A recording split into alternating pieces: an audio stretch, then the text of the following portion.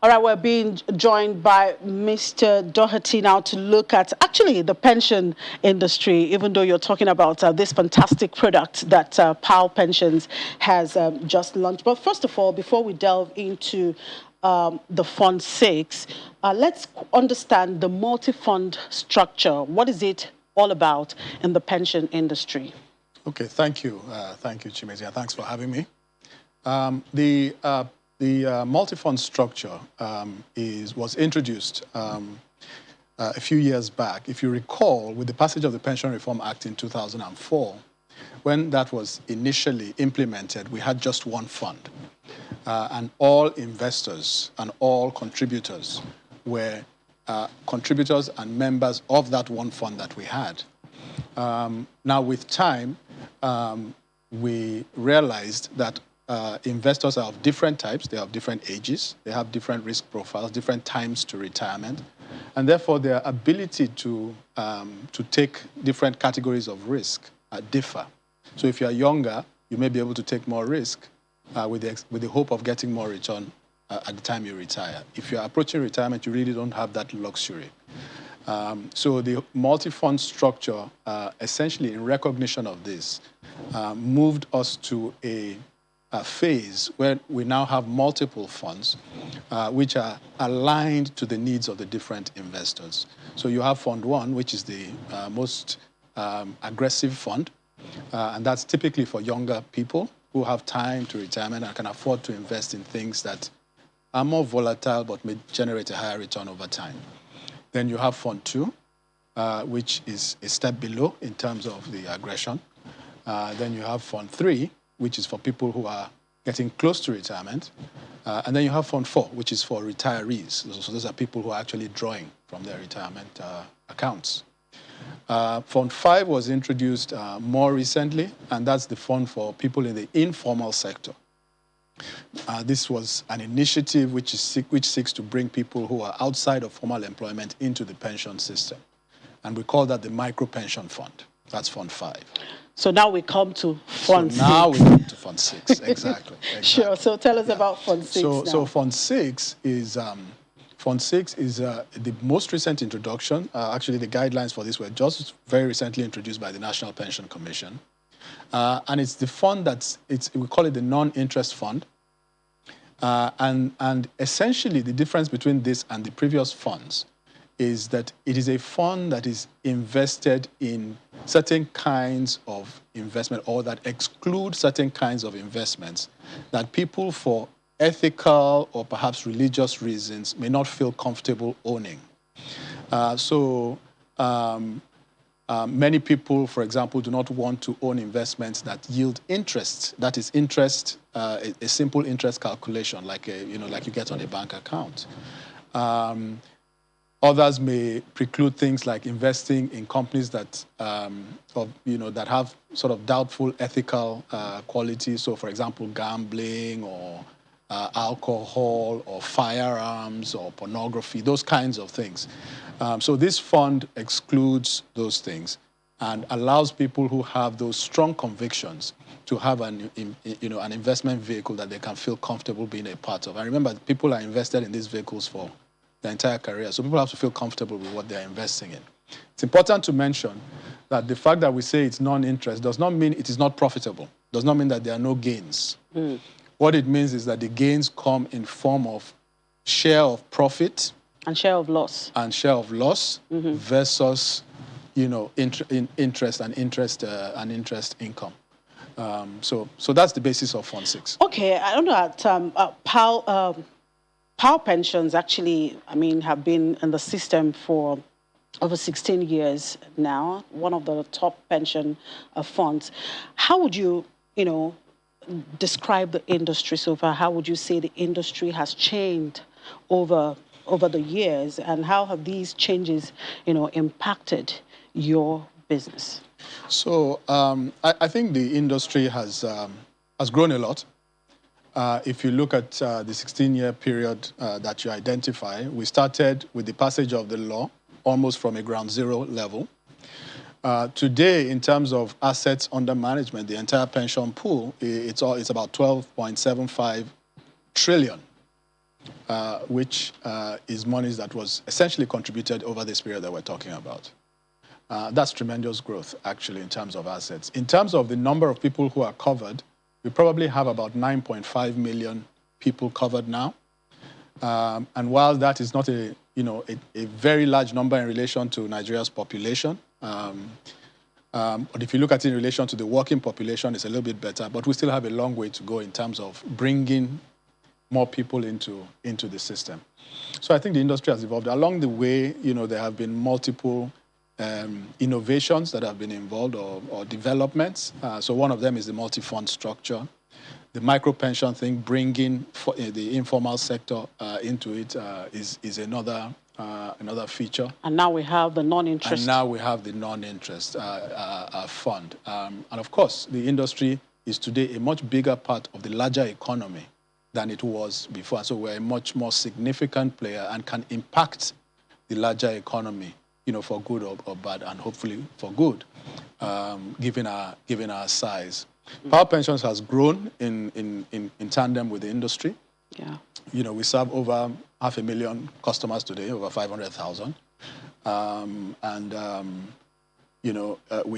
We've introduced our new products in line with the growth in the industry as we're introducing Fund 6 today. Yeah, so now can you tell us about your investment strategy, your investment management there, basically your investment philosophy?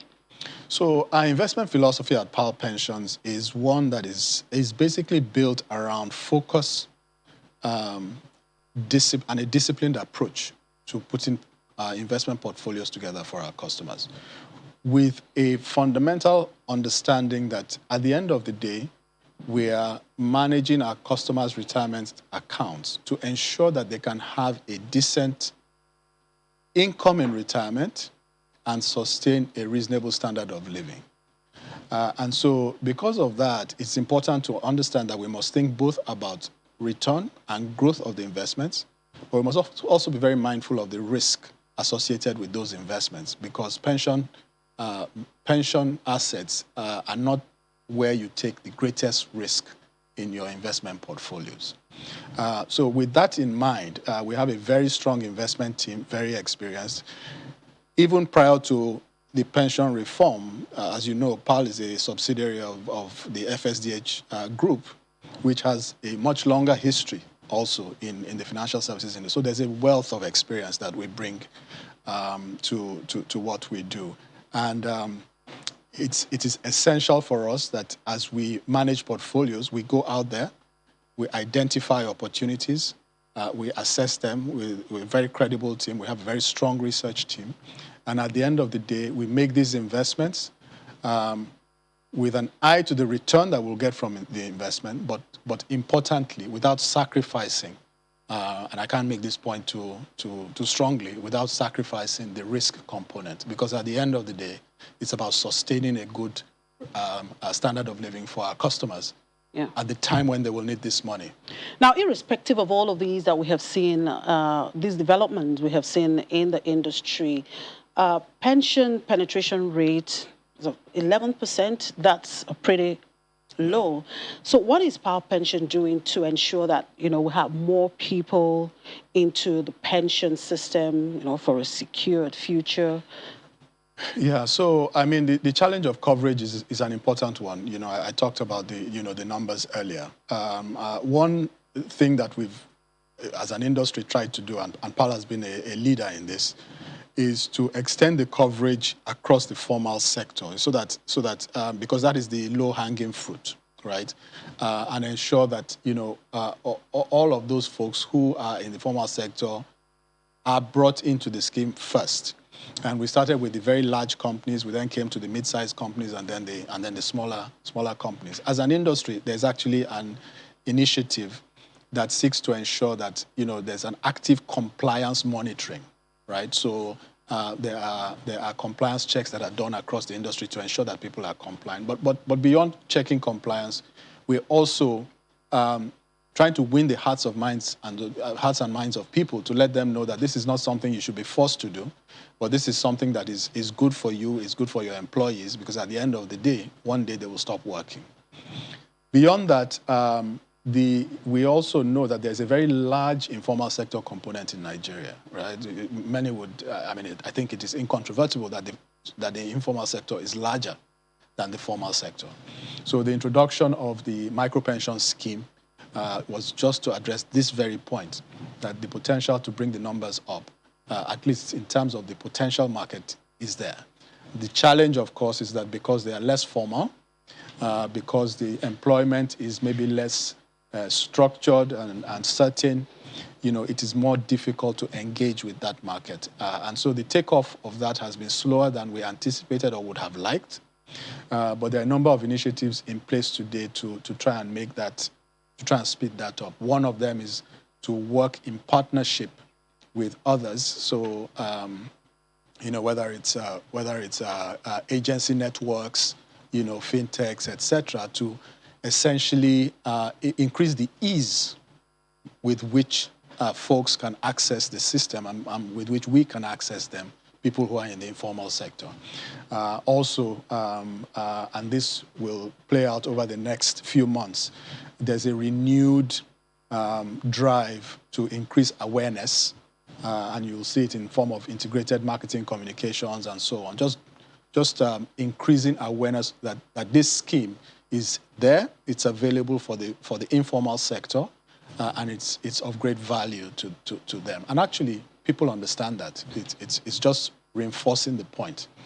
Now, Mr. Doherty, before I let you go, in the contributory pension scheme, this rule that you can only access your fund when you turn 50, don't you see that as a discouragement for a lot of people? Because, a situation right now, we're talking about unemployment rate and poverty and all of that. And then, you have some money in there in your account with your pension administrator, and you're unable to access it, and then you're waiting until you are 50. Don't you think this is something perhaps the government needs to look into? So it's a good question. This has been a debate that has been out there. The first thing to note is that there is a way to access some of your money. So if, for example, you are not 50 yet, but you happen to lose your job or you're out of work for 4 months or more, you can actually access up to 25% of the balance you have in your account. Of course, if someone has not worked for years and they're not in a position or they've spent that, then, your question becomes, sort of pertinent to someone like that. I think the first thing to realize is, or what we have to ask ourselves, what is the underlying reason for the establishment of these pension accounts in the first place? And the idea is that when you are old, you cannot work. Even if you wanted to go out and find a job, you by reason of infirmity, you don't have the capacity to work. That it should be the case that there is something that comes in every month, right? However small it is, right?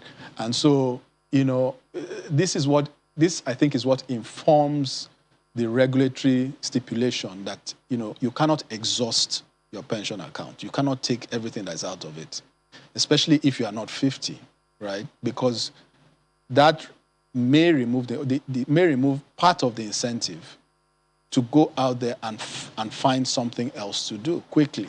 You see what I mean? So that you but can now that they are to trying contribute. to bring in those in the informal sector, yes, who perhaps might just need their money to do their businesses. They might, but again, this should be looked at as money not in your business. Because again, the tendency for people who are in business, and it's not just, it's not just people who are in the lower socioeconomic, even people in, big business people, the challenge is that your business is a business. Today is up, tomorrow is down, So it's important that you realize that it's important to put something away, which is away from the vagaries of your day-to-day business. And so from the informal sector, that is the sort of the argument to make to them. And many of them actually see it. They see that, yes, I know what I'm doing. Today I make money, but I want to have this somewhere. They just need to be convinced that thing is good and will be there for them when they need it. All right, a quick one. What's your outlook for the industry, and where do you hope to be, perhaps in the next 5 to 10 years? We think the outlook for the industry is very strong. We think that even though we've seen a lot of growth, the industry, we're just scratching the surface. If you look at the pension industry as a whole in relation to GDP in Nigeria and compare it to other markets, you see that even though we are large, 12.75, we're actually quite small in the context of the economy, because the economy is a big economy. So we are very confident in that. We, as an institution, we're investing behind that, investing in our business every day and growing. And, for PAL Pensions, we've been here right from the beginning of the industry. We're one of the first set that was licensed. And you will continue and we to will be continue there. to be here, and we will be here Right. for as long as the industry exists. I wish you all the best. Thank you very much, Mr. Doherty. We do Thank appreciate your time on the program. Thank you so much. Thank you so much. Mr. Funsho Doherty is the Managing Director of PAL Pensions. We'll take a break now. When we come back, Commodities Market Update is next.